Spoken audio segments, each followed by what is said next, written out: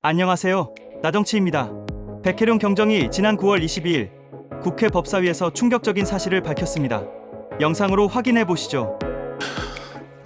공항에 말레이시아 조직원 21명의 조직원이 12차례 침투를 합니다. 13년 1월 23일부터 계속해서 들어오다가 우연찮게 2월 5일 날 공항 입국장에서 검거가 됩니다.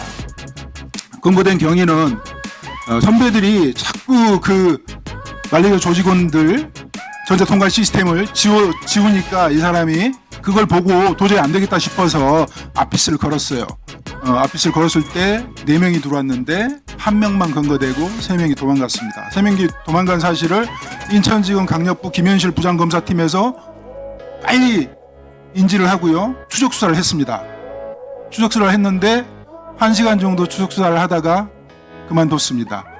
그만둔 이유가 그 말레이시아 조직원들이 통과해서는 안 될 곳으로 통과했다는 사실을 바로 확인하는 그 순간이었습니다.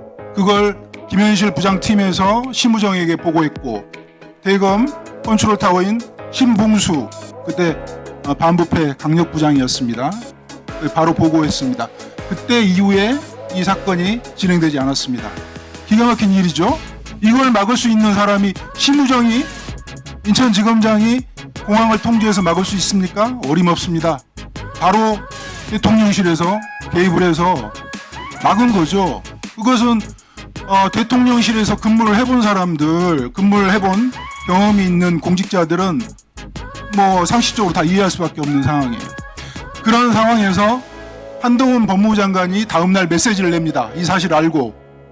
한동훈이 2월 5일에 개입할 수도 있습니다. 개입했을 가능성도 있습니다.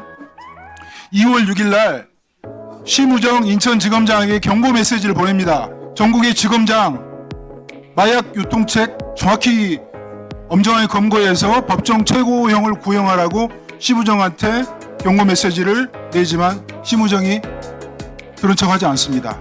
그 이후에 계속해서 마약 조직원들이 들어오게 됩니다. 물론 그때 뒤를 봐줬던 공범에 가담했던 인천 세관 직원들이 아예 관리를 합니다. 그걸 지켜보다가 2월 27일 날 서울중앙지검에서 검찰이 이래서는 안 되겠다 싶었나 봐요. 그래서 서울중앙지검에서 김해공항을 내려갑니다.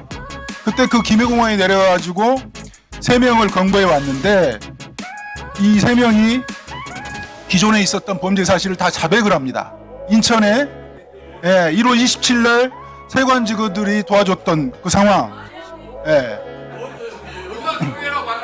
자, 진행하십시오. 네.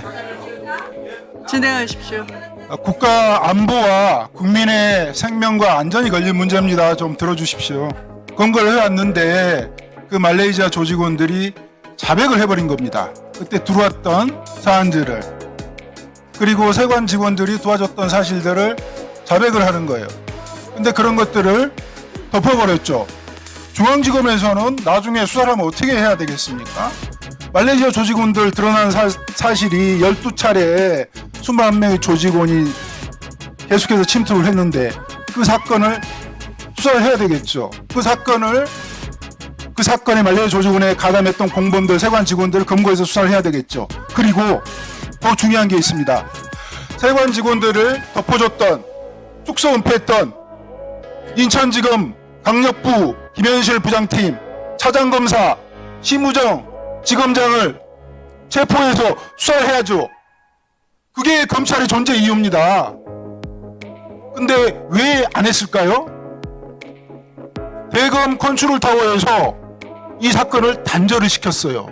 아주 어지럽혀 놨습니다. 그걸 확인하는데 제가 6개월에서 7개월 걸렸습니다. 그걸 한동훈, 이원석, 송경호 개입했습니다. 그리고 나서 어떻게 됐습니까?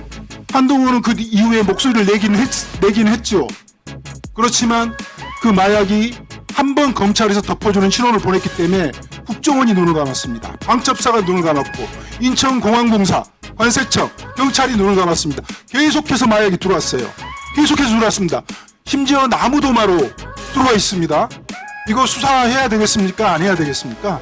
23년 9월 달에 백혜룡 수사팀에서 인천공항에 있었던 사건을 들춰내려고 하니까 한동훈과 이원석이 백혜룡 수사팀을 도와줬던 남부지검 특수부를 폭파시켜버렸습니다. 7명의 검사 체제에서 5명으로 축소시켜버렸습니다. 마약검사 2명 인사조치해버렸습니다. 부장검사 날렸습니다.